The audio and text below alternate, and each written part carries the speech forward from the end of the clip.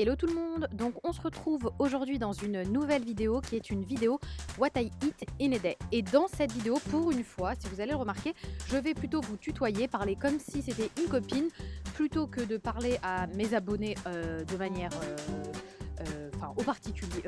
au pluriel, pardon, puisqu'en fait je me trouve beaucoup plus chiante quand je vous vois plutôt que quand je vous tutoie. Donc on commence tout de suite cette vidéo par un smoothie. Donc c'est un smoothie vert que je fais donc avec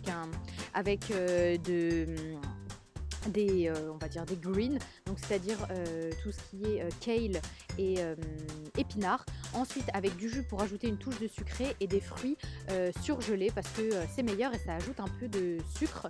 Donc je sais que certaines sont dégoûtées par le fait qu'il y ait du vert et donc des légumes à l'intérieur, mais je vous jure ça a aucun goût. Même mon mari, qui est vraiment hyper compliqué avec ça, adore les smoothies. Il faut juste rajouter en fait une touche sucrée pour enlever ce goût de légumes verts.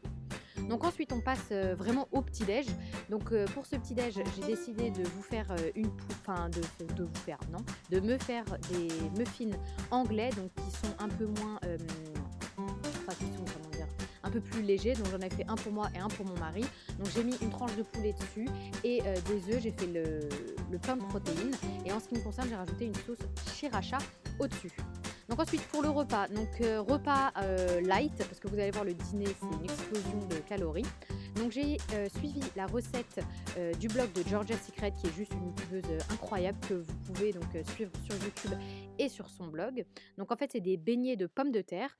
Donc vous mettez vos pommes de terre épluchées dans l'eau à bouillir. Vous les mixez avec un mixeur ou à la main comme vous voulez. Moi je suis une grosse flemmarde donc j'utilise un mixeur. J'ai ajouté mes légumes et je les ai fait revenir dans un peu d'huile. C'était bon mais c'était pas excellent. Je me suis un peu merdée dans le choix des épices. Donc pour le goûter, je vous ai dit que c'était une journée pas light mais une journée plaisir. Je me suis fait plaisir. Donc d'habitude je vois souvent en fait qui n'a pas vu plutôt les recettes du site des motivateurs food. Donc ils avaient fait des petits chocos suisses, donc j'ai décidé de reproduire la recette de ma façon, c'est-à-dire en baissant un peu l'indice glycémique et donc à utiliser en fait des produits à IG bas. Je vous ai fait toute une vidéo sur les indices glycémiques, j'en reparle pas, ça ne sert strictement à rien. Donc je vous ai montré toute la liste des ingrédients et je vous l'ai mis juste en dessous. Donc c'est une pâte feuilletée fourrée à la crème pâtissière et c'est juste une tuerie, hyper facile à faire. Et c'est parti en une après-midi, on avait des potes à la maison et c'est parti super rapidement et c'est vraiment très simple à faire. Donc je me tais un petit peu parce que je vois que je blablate et je vous laisse un peu regarder la vidéo. Voilà. C'est calme, hein, c'est mieux, hein, quand il n'y a pas ma voix relou derrière. Je sais que je parle beaucoup, donc je me tais, je vous laisse regarder.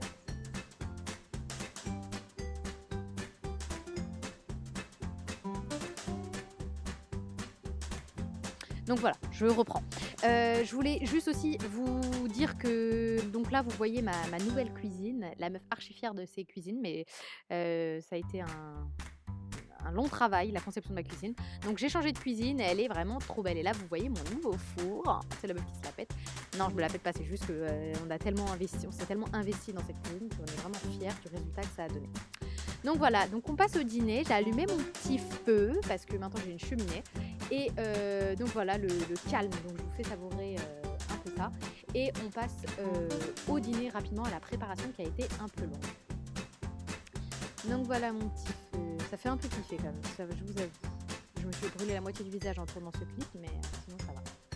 Donc là on passe au dîner avec un plat algérien qui s'appelle le mhajeb.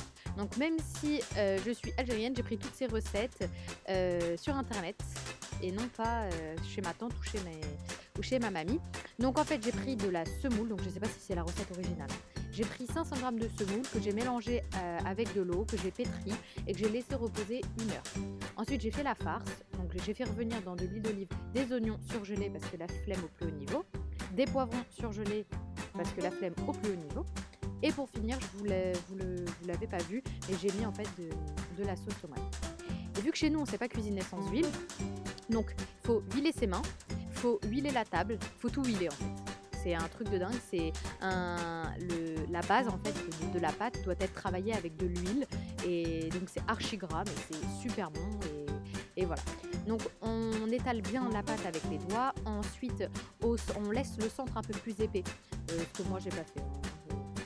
Voilà, mais on est censé laisser le centre, en fait, là où on pose la farce, un peu plus épais pour que ça ne fasse pas de trou. Donc ensuite, on met la farce, au milieu, on appuie un peu avec ses mains et ensuite on fait revenir le tout dans sa casserole et c'est, pour moi, mon plat favori, hormis le couscous de ma mère, bien sûr, hein, et que j'ai accompagné ça avec une salade et c'était un bordel. Donc voilà, voilà. Bon allez, je vous laisse là-dessus, je vous fais d'énormes bisous et on se retrouve dans une prochaine vidéo. Avant de partir, n'hésitez surtout pas à vous abonner. Abonnez-vous, allez-y, je vous laisse le temps de le faire. Ok, c'est bon. Abonnez-vous et on se retrouve dans une prochaine vidéo. Ou sinon, on se retrouve sur Insta ou sur Snap. Bye!